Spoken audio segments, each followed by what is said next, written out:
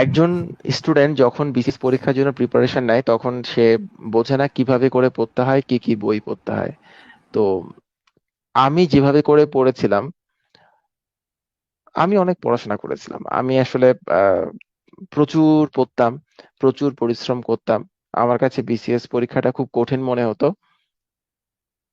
কঠিন মনে হবার কারণে আমি অনেক বেশি পড়াশোনা করেছিলাম। পরে যখন আমি ফার্স্ট হলাম, তখন আমি বুঝতে পারলাম যে এত পড়াশোনা না করলেও চলতো। আমি আসলে এটা বুঝতে পারি নাই প্রথমে, যে পরীক্ষাটা এতটা কঠিন না, এটা আমি বুঝতে পারি নাই। তো বুঝতে না পারার কারণে আমি ভয় পেয়ে প্রায় 15 থেকে 16 ঘন্টা পড়াশোনা করেছি। আর ওই সময়টাতে আমার খেয়ে দেয়ে করার মতো কোনো কাজ ছিল না। আর খেয়ে দেয়ে করার মতো কোনো কাজ না থাকার কারণে আমি পড়াশোনাটা করেছিলাম। কেন করেছিলাম? আমার খুব সহজ, আমার চাকরিটা খুব দরকার ছিল, এবং আমার মনে হয়েছিল চাকরিটা যদি আমি না পাই তাহলে আমার বেঁচে থাকার কোনো অর্থ নাই। তো চাকরিটার সাথে আমার বেঁচে থাকার একটা সম্পর্ক আমি তৈরি করে ফেলেছিলাম। তখন আমি ভাবলাম, আমি যদি বেশি পরিশ্রম করি, আমি যদি অনেক বেশি পড়াশোনা করি, তাহলে আমার সর্বোচ্চ যে ক্ষতিটা হতে পারে সেটা হচ্ছে আমি মারা যেতে পারি। তো যখন আমি আমার লাইফটাকে এমন একটা ইকুয়েশনে বাঁধলাম যে চাকরিটা না পেলে আমি বাঁচা মরার কোনো অর্থ নাই, একই জিনিস, তখন আমি ভাবলাম যে আমি মরে গেলেও বা কি হবে, আমি চাকরিটা না পেলে তো সেটা আমার মৃত্যুর সমানই হবে। তাই আমি আমার জীবন বাজি রেখে পড়াশোনা করেছিলাম। ওই সময়টাতে আমার কিছু আবেগ কাজ করছিল, আবেগগুলোর কারণে আমি অতটা পড়াশোনা করতে পেরেছিলাম। আমি জানি না এখন হলে পারতাম কিনা। অবশ্য মানুষের বিভিন্ন রকমের, তোমরা তো বোঝো, মানুষের বিভিন্ন রকমের প্রাপ্তির কারণে কিন্তু মানুষের যে প্রায়োরিটি সেটা কিন্তু চেঞ্জ হয়। মানুষের ভাবনাও কিন্তু চেঞ্জ হয়। সো এখন আমার যে ভাবনা এবং তখনকার আমির যে ভাবনা একই রকমের না, এটাই স্বাভাবিক। তো তখন আমি যেভাবে করে পড়াশোনা করেছিলাম বা যে স্টাইলে পড়াশোনা করেছিলাম সেটা হচ্ছে এরকম। আমি প্রথমে বিসিএস পরীক্ষার আগের বছরের প্রশ্নগুলো পড়ে ফেলেছি, কি কি প্রশ্ন আসে বা কি কি প্রশ্ন আসে না। এরপরে বিসিএস পরীক্ষার সিলেবাসের সাথে পাবলিক সার্ভিস কমিশন অন্যান্য যে চাকরির পরীক্ষাগুলো নেয়, অর্থাৎ সরকারি চাকরির পরীক্ষাগুলো নেয়, সেগুলোতে মিল আছে অনেক কিছু। তো সেই চাকরির প্রশ্নগুলো আমি পড়ে ফেলেছিলাম প্রশ্ন ব্যাংক কিনে। প্রশ্ন ব্যাংকে কিন্তু সব প্রশ্ন দেওয়া থাকে। তো এরকম করে আমি প্রথম দিকে কি কি প্রশ্ন আসে না, কি কি প্রশ্ন আসে না সেটা সম্পর্কে একটা ভালো ধারণা নিয়ে ফেলি। তখন যে প্রশ্নগুলো আসে না বিসিএস প্রিলিমিনারিতে কিংবা লিখিত পরীক্ষাতে, সেগুলো আমি বাদ দিয়ে পড়া শুরু করি। ইভেন আমি তো কোচিং সেন্টারে গিয়েছিলাম, কোচিং সেন্টারে ভর্তি হয়েছিলাম। সেখানে যে ক্লাসগুলো হতো, সেখানে যদি এমন কোনো লেকচার ক্লাসে দেয়া হতো যেটা বিসিএস পরীক্ষার জন্য দরকার নেই, আমি সেই ক্লাসে অ্যাটেন্ড করতাম না। আর এরকম চলছিল। আর আমি যেটা করলাম এরপরে, ধরো আমি একটা গাইড, এক সেট গাইড আমি শেষ করলাম। যে কোনো একটা সেট, যে কোনো একটা পাবলিশার্স এর গাইড শেষ করলাম। শেষ করার পর আমি দ্বিতীয় সেট গাইড পড়া শুরু করলাম। আমি ওই সময় চট্টগ্রামে থাকতাম। চট্টগ্রামে থেকে আমি প্রস্তুতি নিয়েছিলাম। অনেকে ঢাকায় যায় কোচিং করতে, যাদের সুবিধা রয়েছে। আমি কখনো ঢাকায় ওই সময় যাইনি, আমি চট্টগ্রামেই ছিলাম। তো আমি এক সেট গাইড সলভ করার পর পরবর্তী সেট গাইডে হাত দিই।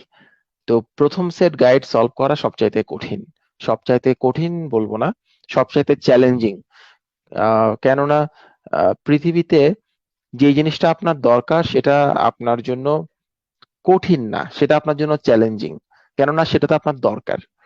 আর আমি যেভাবে বুঝি, খুব সহজ করে বুঝি, সেটা হচ্ছে যে কাজটা কেউ না কেউ করতে পারে সে কাজটা করা আমার পক্ষে সম্ভব। আমি এই নীতিতে বিশ্বাসী, আমি এই প্রিন্সিপালে বিশ্বাসী। ধরো আমি কোনো কিছু একটা চাইছি, সেই কাজটা কেউ না কেউ করতে পেরেছে। তো যে করতে পেরেছে সে আমার চাইতে অনেক বেশি মেধাবী, অনেক বেশি যোগ্যতা সম্পন্ন, এরকমটা আমার মাথায় কখনো আসে না। আমার কাছে মনে হয়েছে যে আমার চাইতে কাজটা করতে পেরেছে, আমার আগে কাজটা করতে পেরেছে, সে আমার চাইতে বেশি চেষ্টা করেছে, বেশি পরিশ্রম করেছে। তো আমি নিজেকে সেই চ্যালেঞ্জটা দিতে পারি যে আমিও তার মতো করে পরিশ্রম করে আমি কাজটা করে ফেলবো, আমি এই ব্যাপারটা মাথায় রাখতে পারি। তো আমি তখন বিসিএস পরীক্ষার জন্য প্রথম সেট গাইড সলভ করাটা হচ্ছে সবচেয়ে চ্যালেঞ্জিং। আমি সেই কাজটা করলাম। এবং আহ, সে কাজটা করার পর দ্বিতীয় সেট গাইড যখন আমি সলভ করা শুরু করলাম, তখন আমি দেখলাম যে বেশিরভাগ প্রশ্ন হচ্ছে রিপিটেড। মানে এই প্রশ্নগুলো আমি প্রথম সেট গাইডে সলভ করে ফেলেছি। তো সেগুলো আমাকে আর পড়তে হয়নি। আমি যেগুলো নতুন কোশ্চেন ছিল সেগুলো পড়েছি। আর সেখান থেকে আমি সবসময় দাগিয়ে দাগিয়ে পড়তাম। দাগানো ব্যাপারটা কিরকম, খুব সোজা। যদি আমার মনে হয় কোনো একটা প্রশ্ন আমার দ্বিতীয়বার রিভিশন করার সময় পড়া উচিত, না হলে আমি ভুলে যাব, সেটা আমি কালো কালি দিয়ে দাগাতাম। যদি আমার মনে হয় দ্বিতীয়বার রিভিশন করার সময় আমি কোনো একটা প্রশ্ন আমার তৃতীয়বার রিভিশন করার সময় পড়া উচিত, সেটা আমি নীল কালি দিয়ে দাগাতাম। আমার যদি মনে হয় চতুর্থবার রিভিশন করার সময় পড়া উচিত, সেটা আমি দাগাতাম সবুজ কালি দিয়ে। যদি আমার মনে হয় আমি আহ এর পরে অর্থাৎ পঞ্চমবার রিভিশন করার সময় পড়া উচিত, সেটা আমি দাগাতাম লাল কালি দিয়ে। এবং আমি পরীক্ষার আগে শুধু লাল কালির দাগগুলোই পড়ে যেতাম, পুরোটা পড়তাম না। তো সেকেন্ড সেট গাইড সলভ করার সময় আমি দেখলাম আমার সময়টা কম লাগছে, আমার সময়টা অনেক বেঁচে যাচ্ছে। এবং বেশিরভাগ প্রশ্ন হচ্ছে রিপিটেড, সেগুলো তো আমার পড়ার দরকার নাই। এরকম করে করে আমি 7 সেট গাইড সলভ করেছিলাম, 7 সেট।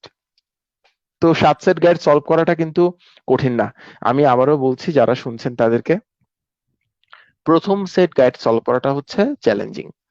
এর পরের গাইড গুলো সলভ করা কিন্তু সোজা, কেননা আপনি দেখবেন বেশিরভাগ প্রশ্ন হচ্ছে রিপিটেড। তো এইটুকু কষ্ট আপনাকে করতে হবে প্রিলিমিনারি পরীক্ষায় কোয়ালিফাই করার জন্য। তো আমি কষ্ট করেছিলাম এবং আমি প্রচুর প্রশ্ন সলভ করেছিলাম। যদি এমন হতো বাংলাদেশে সবচাইতে বেশি প্রশ্ন সলভ করেছেন এরকম মানুষের লিস্ট করা হতো, তাহলে হয়তোবা আমি প্রথম 2-3 জনের মধ্যেই থাকতাম। আমি প্রচুর প্রশ্ন সলভ করেছি। সাথে সাথে আমি প্রিলিমিনারির সাথে সাথে আমি রিটেন পরীক্ষার জন্য প্রিপারেশন নিয়েছি। আমি আগের অনেক ক্যারিয়ার আড্ডাতে একটা কথা বলেছি প্রায় সময়, সেটা হলো প্রিলিমিনারি পরীক্ষা এবং রিটেন পরীক্ষার 60% সিলেবাস কিন্তু একই রকমের। এটা একটু আপনাকে কষ্ট করে প্রিলিমিনারি পরীক্ষার বিভিন্ন প্রশ্ন এবং রিটেন পরীক্ষার বিভিন্ন প্রশ্ন দেখে আপনাকে একটু বের করতে হবে যে কোন কোন প্রশ্নগুলো একই রকমের। যেমন আমি যদি কয়েকটা বলি, ধরুন আপনাদের বাংলা সাহিত্য, বাংলা সাহিত্যের যে প্রশ্নগুলো আসে সেগুলো কিন্তু রিটেন পরীক্ষাতেও আসে। সো রিটেন এবং প্রিলিমিনারি পরীক্ষার প্রিপারেশন আমরা একসঙ্গে নিয়ে ফেলতে পারি। সেক্ষেত্রে আমার একটু আগের বছরের প্রিলিমিনারি পরীক্ষার প্রশ্নগুলো স্টাডি করতে হবে। ধরো আহ, বাংলা ব্যাকরণ, বাংলা ব্যাকরণের অনেকগুলো প্রশ্ন লিখিত পরীক্ষাতেও আসে, প্রিলিমিনারি পরীক্ষাতেও আসে। সেই প্রশ্নগুলো আমরা একসাথে পড়াশোনা করতে পারি। ইংরেজির ক্ষেত্রেও একই, অঙ্কের ক্ষেত্রেও একই। আর বিজ্ঞানের ক্ষেত্রে তো প্রচুর মিল আছে। বিজ্ঞানের শর্ট কোয়েশ্চেন যেগুলো আসে এগুলো প্রিলিতেও আসে, রিটেনেও আসে। তারপর ইন্টারন্যাশনাল অ্যাফেয়ার্স, বাংলাদেশ অ্যাফেয়ার্স মিল আছে, মানসিক দক্ষতায় মিল আছে। তো এই যে বিষয়গুলো যেগুলো একই রকমের, সেগুলোর যদি আমি একটা পার্সেন্টেজে বলি তাহলে আমি হিসেব করে দেখেছি সেটা কম বেশি 60%। অর্থাৎ 60% সিলেবাস প্রিলিমিনারি এবং রিটেনের জন্য মিলে। তো সেগুলো ভালো হয় আমি যদি একসাথে পড়ে ফেলি। আমি কেন একসাথে পড়তে বলছি, সাধারণত বিসিএস প্রিলিমিনারি পরীক্ষার ফলাফল যখন বের হয়, রেজাল্ট যখন বের হয়, রেজাল্টের পর লিখিত পরীক্ষার প্রস্তুতি নেবার জন্য খুব একটা বেশি সময় থাকে না। আপনি যদি কোয়ালিফাই করেন প্রিলিমিনারি পরীক্ষায়, তাহলে এই লিখিত পরীক্ষায় নিজেকে প্রস্তুতি করার জন্য, মানে প্রস্তুত করার জন্য আপনি কিন্তু খুব একটা বেশি সময় পাবেন না। তাই আপনি যদি প্রিলিমিনারি পরীক্ষার সময় কিছু পড়াশোনা করে রাখেন, আপনার জন্য চাকরিটা পাওয়াটা সহজ হবে। কেননা বিসিএস পরীক্ষা বেসিক্যালি লিখিত পরীক্ষায় ভালো করার পরীক্ষা। যেই ক্যান্ডিডেট লিখিত পরীক্ষাতে ভালো করে সে কিন্তু চাকরিটা পায়। তাই আমি আপনাদের বলবো আপনারা লিখিত পরীক্ষার জন্য একসাথে পড়াশোনা করেন।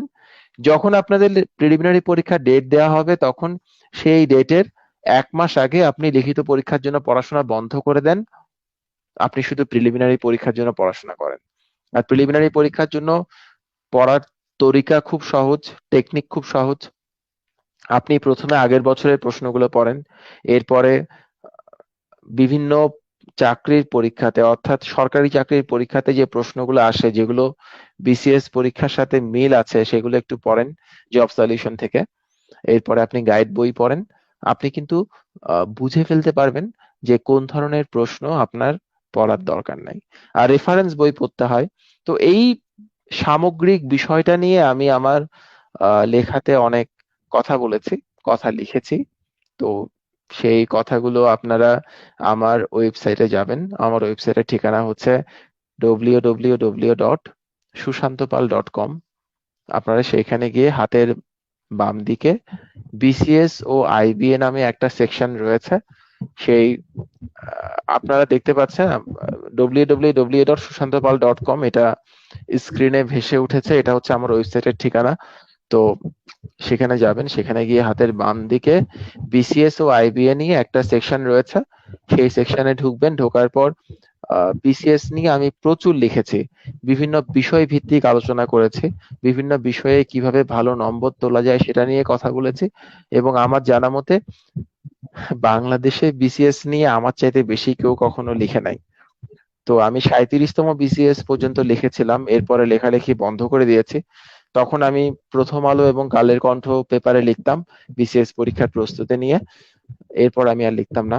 তো আপনারা যদি একটু বিসিএস পরীক্ষার প্রস্তুতি কৌশল নিয়ে পড়াশোনা করেন, একটু সময় লাগবে। আপনার তো চাকরিটা পেতে হলে একটু সময় দিতে হবে। সেই সময়টা দিয়ে যদি আপনারা একটু পড়েন, আর তার সাথে আরেকটা ছোট্ট কাজ করবেন।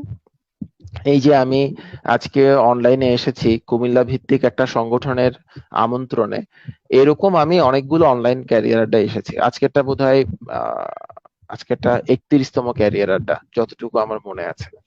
তো এই অনলাইন ক্যারিয়ার আড্ডায় একটা ক্যারিয়ার আড্ডা ছিল আমার প্রাক্তন ছাত্র, ওর নাম হচ্ছে সৌম্য চৌধুরী। ও 38তম বিসিএস পরীক্ষায় বিসিএস প্রশাসন ক্যাডারে মেধা তালিকায় দ্বিতীয় হয়েছে, সেকেন্ড হয়েছে। তার সাথে আমার যে ক্যারিয়ার আড্ডাটা আপনারা একটু ইউটিউবে শুনে দেখবেন। আমি আপনাদের চ্যালেঞ্জ করে বলতে পারি, আপনারা যদি কেউ আমার লেখাগুলো পড়েন এবং সৌম্য চৌধুরীর সঙ্গে আমার যে ক্যারিয়ার আড্ডা সেটা যদি একটু শোনেন এবং সেটা যদি অনুসরণ করে পড়াশোনা করেন, আপনার পক্ষে বিসিএস পরীক্ষায় প্রথম 5 জনের মধ্যে থাকা সম্ভব। একদম অল ক্যাডারে সম্মিলিত মেধা তালিকায় আপনি প্রথম 5 জনের মধ্যে থাকতে পারবেন। তবে সেগুলো অনুসরণ করতে হবে, সেগুলো অনুসরণ করে পড়াশোনা করতে হবে। তো প্রত্যয় আছে, আজকে আমাদের ব্যাক স্টেজে আছে। প্রত্যয় আমাদের অনুষ্ঠানের টেকনিক্যাল সাপোর্ট গুলো দিচ্ছে, আমরা প্রত্যয়কে ধন্যবাদ জানাই। তো প্রত্যয়কে আমি একটু অনুরোধ করব, আজকের অনুষ্ঠানটা যারা শুনছেন তাদের জন্য তুমি একটু আমার ওয়েবসাইট থেকে বিসিএস ও আইবি এর যে সেকশনটা সেটা একটু, আজকের অনুষ্ঠানটা যেই 3টা ডেস্টিনেশন থেকে প্রচারিত হচ্ছে, আমার পেজ, আমার আইডি, আমার ইউটিউব চ্যানেল, সেখানে একটু কপি পেস্ট করে দাও, তাহলে যারা শুনছেন তারা একটু উপকৃত হবে।